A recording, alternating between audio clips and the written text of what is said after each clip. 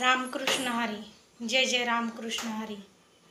मी आज तुम्हाला सांगणार आहे की स्त्री भ्रूण हत्या थांबवण्यासाठी सरकारने स्त्रियांसाठी कोणत्या योजना आखल्या पाहिजेत आणि त्या योजनांचा प्रत्येक स्त्रीपर्यंत त्या योजनांचा लाभ मिळाला पाहिजे. आता ज्यांना त्याची गरजच नाही किंवा ज्या स्त्रिया स्वतःच्या मालकीची कंपनी आहे किंवा स्वतःच्या मालकीचा मोठा बिझनेस आहे किंवा ज्यांना पैशांची गरज नाही अशा स्त्रियांनी लाभ नाही मिळाला तरी चालेल, परंतु ज्यांना गरीब आहेत, होतकरू आहेत, शिकलेले आहेत, थोडक्यात नोकरी करण्यासारखे आहेत परंतु त्या नोकरी करू शकत नाहीत, परंतु त्यांना त्या योजनेचा लाभ मिळाला पाहिजे. आता माझं नाव द्वारकाबाई रंबाजी शिंदे, राहणार मांडकी, तालुका पुरंदर, जिल्हा पुणे या ठिकाणाहून मी राहते आहे.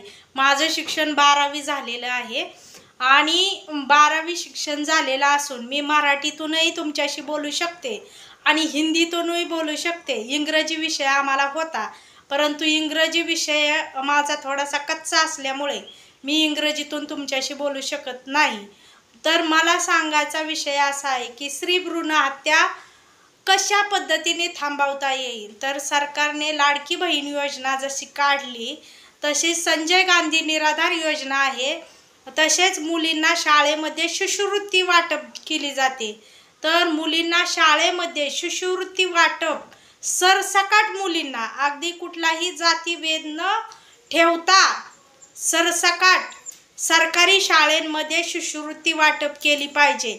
दुसरी गोष्ट की संजय गांधी निराधार योजना, ही संजय गांधी निराधार योजना तुम्ही 1,500 रुपये देता, परंतु आमच्यासारख्या ज्या स्त्रिया आहेत त्यांना मुलांचा शाळेचा खर्च, घरातला खर्च, सर्व खर्च त्याच्यावर काही म्हणजे एवढं बी आम्हाला प्रॉफिट होतं आहे अशातला भाग नाही.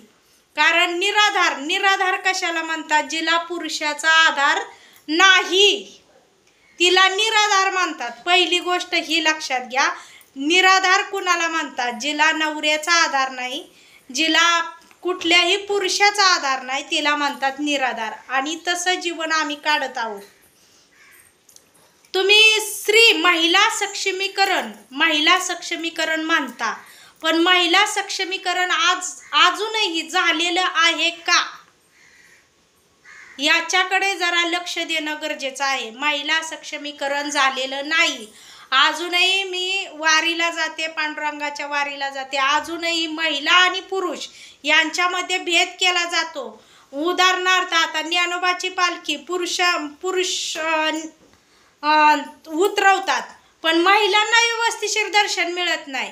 मी नात्यापुत्याच्या ठेव्यावर दर्शन घ्यायला गेले, आता म्हणलं गर्दी कमी झाली दर्शन घ्यावं, नुसतं दर्शन घेतलं तर त्या माणसाने हाताला धरून बाजूला ओढलं. म्हणलं आमचा बी तेवढाच अधिकार आहे, 50% आरक्षण आहे, म्हणलं इसरू नकोस. आम्हाला बी दर्शन घेण्याचा हक्क ना अधिकार आहे, पुरुष झाला म्हणून आमच्या अन्याय अत्याचार करतो काय? मला लय राग आला होता. आणि मग मी दर्शन घेतलं पण त्याला मात्र सुट्टी नाही दिली, त्याला सुनावलं.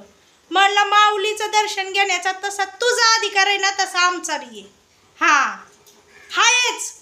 कारण ज्यावेळेस माऊली ज्ञानोबारांनी ताटी लावून घेतली होती ना त्यावेळेस मुक्ताबाईने उपदेश केला. काय उपदेश केला? चणे खावे लोखंडाचे मग ब्रह्मपदी नाचे. विश्व रागे झाले वन्नीन, संती सुखी व्हावे पाणी. विश्व जर रागाला आपल्या गेलं असलं, कुणी काय बोललं असलं तर या संतांनी मात्र त्याचं सर्वेचं पाणी करायचं असतं. आणि चणे खावे लोखंडाचे मग ब्रह्मपदी नाचे. लोखंडाचं चणं खायची जरी वेळ आली तरी साधूने ते खाऊन दाखवलं पाहिजे, जगून दाखवलं पाहिजे. त्या पद्धतीने आम्ही आता तुम्हाला जरी आमच्या नशिबाला कसला नवरा मिळाला असला, आमच्या एकटं राहण्याचा प्रसंग जरी आला असला तरी जगाच्या कल्याणात संतांच्या विभूतीन देह कष्टविती परोपकारे. आम्ही स्वतःला संत म्हणून घेत नाही, परंतु ह्या देशाचे सेवक आहोत, आम्ही ह्या देशाचे नागरिक आहोत आणि ह्या देशाचे आम्ही मतदारसंघातील मतदार आहोत, त्याकरता आमच्याकडं अन्याय होणार नाही याचं सरकारने दक्षता घेतली पाहिजे. जर स्त्रियांना हक्क अधिकार दिले आणि मुलींना शाळेमध्ये शिष्यवृत्ती दिली, मुलींच्याकडे लक्ष दिलं, तर कुणीही स्त्री भ्रूण हत्या करणार नाही. स्त्री भ्रूण हत्या टाळली जाईल आणि महिला सक्षमीकरण उत्तम पद्धतीने होईल. दुसरी गोष्ट, जे अपंग आहेत ते सुद्धा निराधार योजनेमध्ये मोडतात. तर अपंग आहेत ते सुद्धा ह्या देशाचे नागरिक आहेत. प्रत्येकाला हितं जगण्याचा अधिकार आहे, हक्क आहे.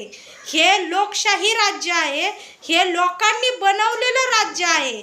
इथं प्रत्येकाने मतदान केलं तरच ज्याला निवडून द्यायचं तोच निवडून येतो, लक्षात घ्या. म्हणून हे लोकशाही राज्य आहे. इथं लोकांनी ठरवायचं देशाचा राजा कोण करायचा आहे. आम्ही मोदी साहेबांना केलंय. जय हिंद, जय महाराष्ट्र.